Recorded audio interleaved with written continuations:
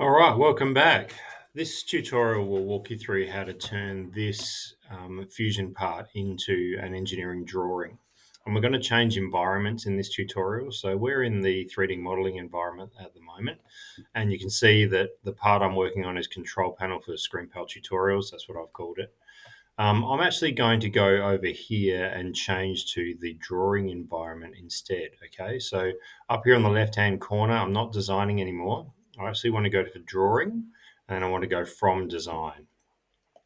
As soon as I do that, it's going to change my environment. Okay, so ask me for a few inputs first. So it's saying, what do you want? Do you want the full assembly? Yes, I do. I want a new drawing from scratch. The ISO standard is the Australian standard for engineering drawing, so I just usually need to just leave that alone. But if you're on something else crazy, just got to make sure that's ISO. Standard units is millimeters, yes, and I want my sheet size to be A4 and 297 by 210, so that's like landscape format. So if I go OK with those are my settings, and it's going to take me into the drawing environment, which is, it's just loading that now. Here we go. This is my drawing environment. Okay. So there's a little bit of setup it does. It's thinking in the background and it's going to set me up with a drawing sheet. Okay. So this is what a drawing sheet looks like. And what you can see is I haven't actually done anything, but it's actually sort of, basically anticipating the part that I want to put on the drawing sheet. And that's sort of floating here in space. The moment I click my mouse or my trackpad, it's actually going to lock that down. But I want to check a few things before I actually do that. Okay. So the first thing I want to check is that my orientation is right. So is that the view that I actually want to put on this drawing sheet? Generally, as a rule of thumb, and this will apply for the rest of your sort of technology career, the first view is the most logical view to look at the part. So if it's the one that shows the most about the thing. Okay, so in this case, yes, obviously the front view is exactly right. In terms of the style, there's a few styles that you can have. You can have visible edges, which just shows the outline of the part. You can have visible and hidden edges, which shows things like, it's almost like a transparent sort of view, so you can see through the part. Usually I prefer that one. And then you can have shaded views, which are much more illustration. So usually you wouldn't use those for technical drawings. You would usually use one of these first two. In my case, I'm actually going to use the first one because there aren't any hidden edges in this part. It's actually a pretty straightforward part. But I do need to worry about this little guy. So this is the scale, like how big is it going to be on the sheet? If I go 1:1, you can see that what's going to happen is it's massive. Okay, so it's going to be way too big for the sheet that I've got. If I go 1:2, then it's going to be half scale. Whoops, I actually didn't change that. So go 1:2. That's going to change. That looks a little bit more reasonable to me. Thinking, okay, I need to fit the part on the sheet, but I also actually need to make sure that I've actually got room for dimensions and notes and things as well. So I'm actually pretty happy with that. The last set of settings, you've just got to make sure you've got tangent edges turned on. That's probably not super relevant for this part, but it's just a good habit to get into. And then I'm just going to center that part in my view and click once. Okay. Once I've done that, it'll actually sit there and think for a little while because it's trying to nail that part down. And then I'm going to go, okay. So what it's going to do is it's going to process that with the settings that I put into the computer, and it's going to give me my view on my drawing sheet, which is fantastic. That's exactly what I want. It doesn't actually communicate the whole thing, though. This is called a base view. Now, base view is kind of your first view. You can grab it and move it around on the drawing sheet, and that's fine. I'm actually going to shift it slightly to the left because there's one other view of this part that actually needs to show something that this view doesn't show. And that's how thick the actual control panel is.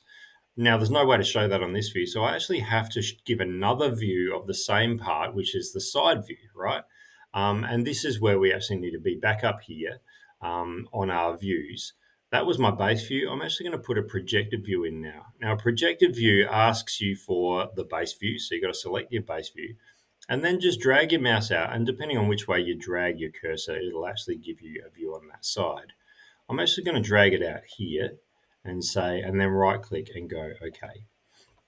And what that's given me is what that part looks like end on. Okay. So if you can imagine, if this was a bigger part, it'd be a much bigger view. But in this case, it's a really skinny part. So it just shows me one little thing. That's really important for us because we actually do need to put a dimension on that and actually tell the viewer how thick the plastic is. Otherwise, they could start cutting this out of material that's way too thick. So we'll dimension these later, but there's a little bit of markup we've got to do on this particular view first, and then we'll actually get down to finalising this drawing. So the first thing I've got to do when I look at my views is make sure that I've got my center points and my markups properly identified. So over here in the geometry tab, there's just a few things you've got to do to your drawing to actually communicate it a bit more clearly. So I'm going to put center marks on all of my circular parts. So if I click on geometry center mark, I'm actually going to start picking my circular features, and I'm going to make sure that each one of my circular features has a crosshair in the middle. That's those center marks, okay? They're really important for circular parts because you actually do need to be really specific about where the center of a hole is. If you can imagine, someone's trying to drill these out, they actually need to know where the drill starts from, okay? So those center marks are just a process you need to run through. Not on this part, but sometimes you do need to put center lines in as well. If you've got like a symmetrical part that's the same left and right, the center lines need to be there. But in this case, we don't need to do that. So I've got my center marks in my part now. And the last thing I've got to do to this drawing is actually add some dimensions. Okay, so up here, we have our dimension tool. And really what we're trying to do is replicate the dimensions that we put into the computer model. Okay, so what I'm trying to do is things like this. I'm going to put my basic height and width, on my part. I'm also going to do things like give the diameters of the holes that I cut. So I'm going to go, okay, so this one was a 16 millimeter hole. This one was a 7 meter hole. Oops, it's not picked exactly right there. So I'm just going to zoom in. When I pick the edges of the hole, it actually does a better job. Oh, it's freaking out there a little bit. I'll let you do the other two. Hopefully you don't have technical issues like mine.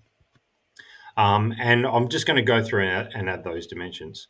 What I then need to do is make sure that I've actually also got a good sense of the location of these holes. So I'm going to let you go through and do your 3 millimeter holes for your outsides. I can actually do sort of, simple ones like this fairly quickly. Oh, need to make sure I'm picking the right thing, always helpful. There we go. And I'm paying attention to things like alignment, neat and tidiness. Do things actually line up?